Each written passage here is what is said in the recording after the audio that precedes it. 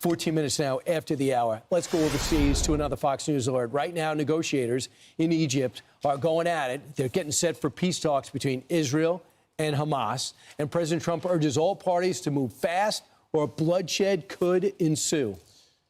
Steve Harrigan is live in Tel Aviv, Israel, with the latest. Good morning, Steve.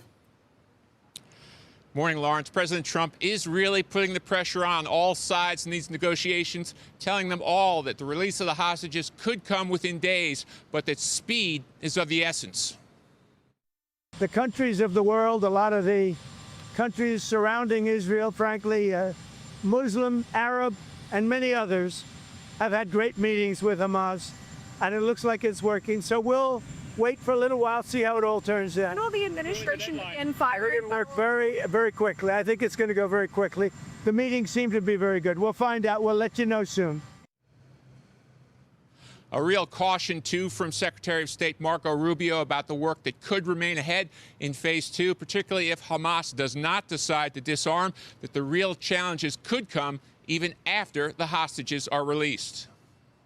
The second part of this, and it's going to be a much tougher part of it, is what happens after that? Who's going to run Gaza moving forward? It can't be Hamas. It can't be a terrorist organization. And the demobilization of terrorism in Gaza is the end goal here in terms of ensuring that this never happens again. That whole place has to be rebuilt. That's not going to happen in 72 hours or 6 weeks. I mean, that's going to take some time. But this is the closest we have been. This is the most progress we have seen. It could look like Hamas releasing 48 hostages, alive and dead. On the other side, Israel releasing up to 250 Palestinians who are now serving life sentences, as well as hundreds who have been detained in Gaza over the past 2 years of war. Guys, back to you. All right. Thanks so much. Steve has seen it all, too. So it's been coming up on October 7th, 2 years since the big attack. Tomorrow. So they had the exchange. We were just talking about this on Axios. Evidently, the president called up Bibi and said, this is great news. He's like, not really. Hamas, I can't trust them. They always break down. And he said, can't you be more be optimistic? Don't be negative. Yeah, don't be so negative. I understand what both sides are saying.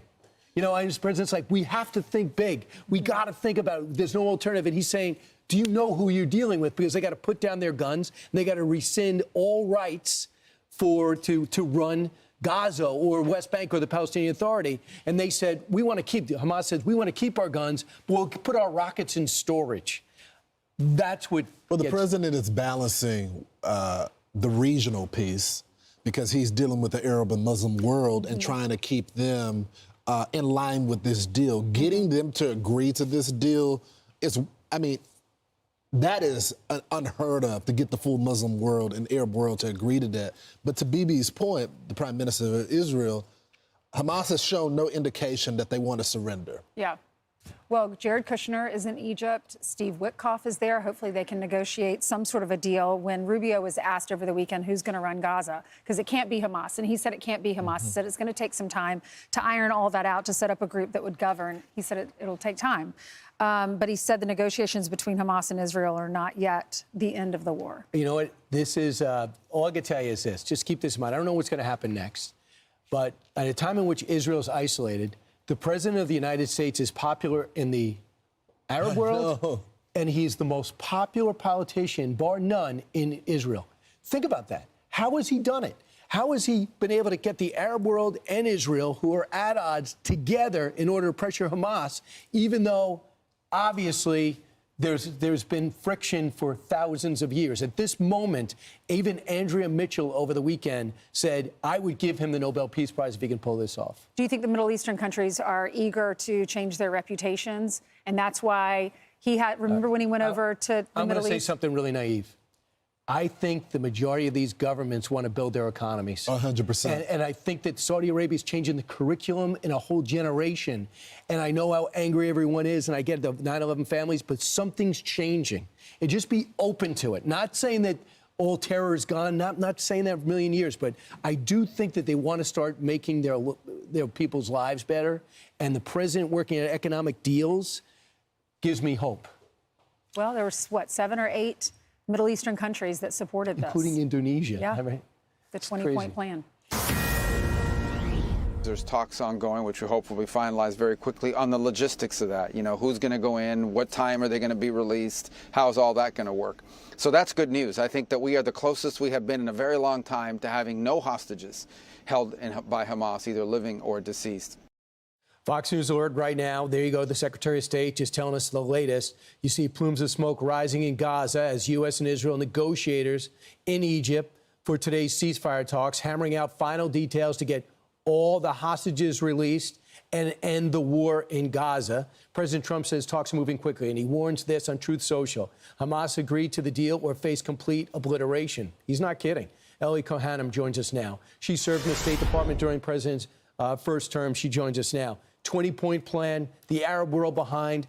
Delegations arrived in Egypt. There seems to be a lot of pressure on Hamas to bring this to an end and abide by all those 20 points. But Hamas pushed back and said, hey, we'll give up our rockets, we'll leave them in storage in Egypt, but we want to keep our guns. Your thoughts, Ellie? Brian, I think that there is cause for optimism right now because President Trump has put together this incredible coalition. It's a diplomatic coup d'etat. He was able to do it because the president put his own political capital behind what he called the peace board, and that he's the chairman of this peace board. So President Trump has put together the Sunni Arab Gulf states, Muslim states, and Israel all in a coalition with European support.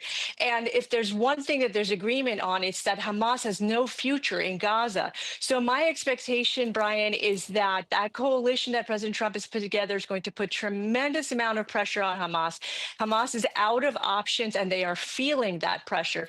So certainly, we know Hamas is a terror organization. They're not going to give up quickly or easily. But I am optimistic that we are looking at a bright vision for Gaza and a pathway to normalization.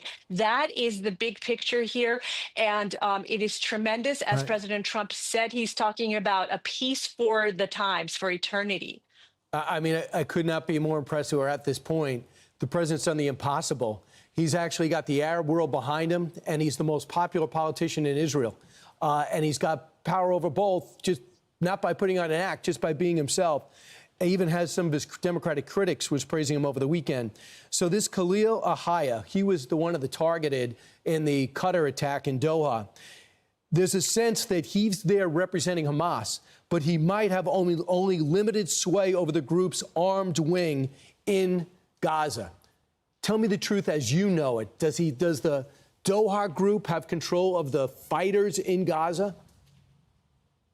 Well, Brian, what we know historically is that the Doha group is where the funding came for the so-called fighters, the terrorists in Gaza.